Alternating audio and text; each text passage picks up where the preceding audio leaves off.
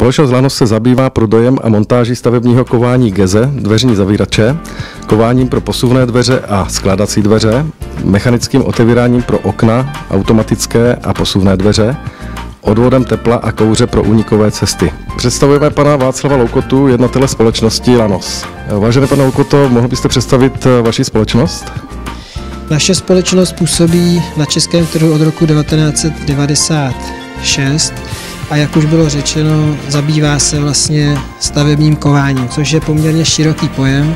Takže když to hodně zjednoduším, stavební kování je v podstatě to, co dává do pohybu okna nebo dveře, ať už mechanicky nebo elektricky, anebo jsou to plně automatizované systémy, které si žijou potom svým životem. Odvíjí se to podle požadavků stavby, ať už je to požadavek na komfort nebo na bezpečnost. Snažili jsme se naší firmu pojmout jako takovou trvalou expozici, protože přece jenom vidět nějaký produkt v katalogu anebo ho vidět v činnosti je poměrně velký rozdíl. Proto vlastně těch nejjednodušších mechanismů až po ty složitý jsme se snažili vybavit vlastně toto naše sídlo společnosti. Samozřejmě všechno úplně se do toho baráku našeho nacpat nedá. Funkčně, aby to bylo na oknech, na dveřích, takže na některé produkty se dostalo na výstavních tablech nebo na předváděcích stěnách. A my si je teda pomalu představíme, začneme od těch jednodušších k složitějším. Zavírače dělíme na ramenové, když se podíváte tělo a rameno, jsou to nejjednodušší a nejpraktičtější vlastně typové řady.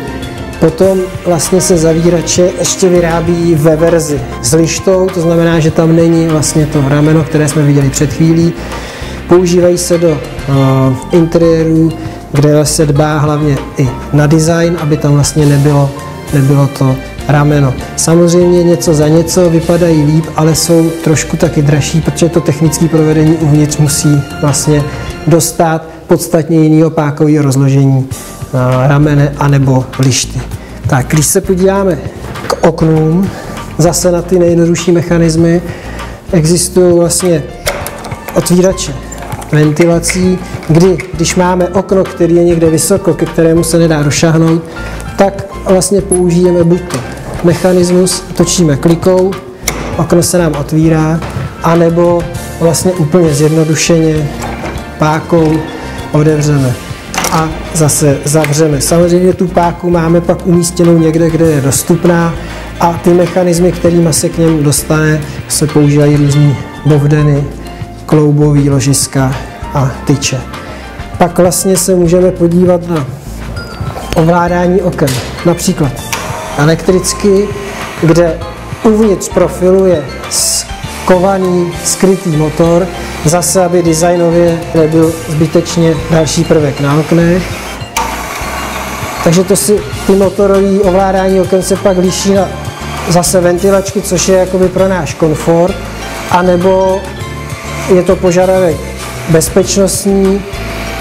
Jedná se potom o systémy RVA, kdy vlastně je potřeba zajistit v budově dostatečný proud čerstvého vzduchu pro únik z osob z těch společných prostor. Tam potom to funguje všecko na pokyn EPSky, elektrického protipožárního systému, a všechny tyto pohony mají svůj vlastní záložní zdroj, i kdyby budova byla bez elektrického proudu.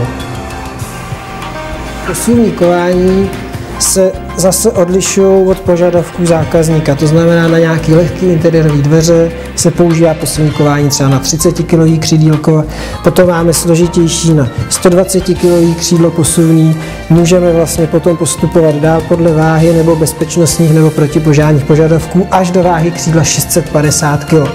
Lze to posuvní kování udělat i v celoskleněném provedení, kdy vlastně vidíme, že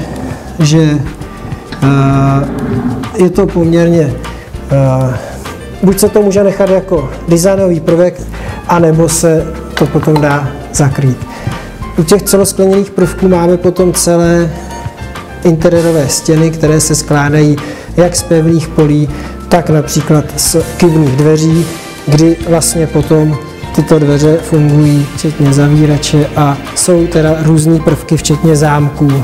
Celoskleněné integrované stěny v interiéru se nám dělí na zatěsněné a nezatěsněné. Zde například vidíme vlastně stěnu zatěsněnou, kde je vložená zárubeň a je tady určitý požadavek na zatěsnění například při jednání, při určitých příležitostech. Tyto celoskleněné systémy lze vybavit například i takovýmto kódovým zámkem, kdy je požadavek vlastně na to, že vlastně ta kancelář zůstane uzamčená, kdy vlastně zámek je plně funkční, když ho deaktivujeme, už se tam nikdo nedostane. Samozřejmě nelze tímhletím brát, že vlastně je to nedobytný, protože když se tam budu chtít dostat, rozbiju sklo, ale když budu chtít, aby mi nikdo nehrabal v papírech, aby se mi tam nikdo neúřadoval, tak vlastně si to deaktivuji, už se mi tam nikdo nedostane. A ve chvíli, kdy se tam potřebuji zase dostat, jo, takže vlastně tyto celoskleněné prvky už jde osazovat všemi možnými detaily, které jsou buď to dekorativní nebo funkční. Ohledně skleněných prvků nejedná se pouze o skleněné stěny, ale například i doplňky v interiéru, jako jsou například poličky, případně konferenční stoly. A tyto konferenční stoly nemusíme využívat jenom pro nějaké jednání nebo kávičku, ale když nás bolí nohy, tak si na nich můžeme klidně i odpočinout. Zde máme automatické dveře kotvené na celoskleněnou stěnu.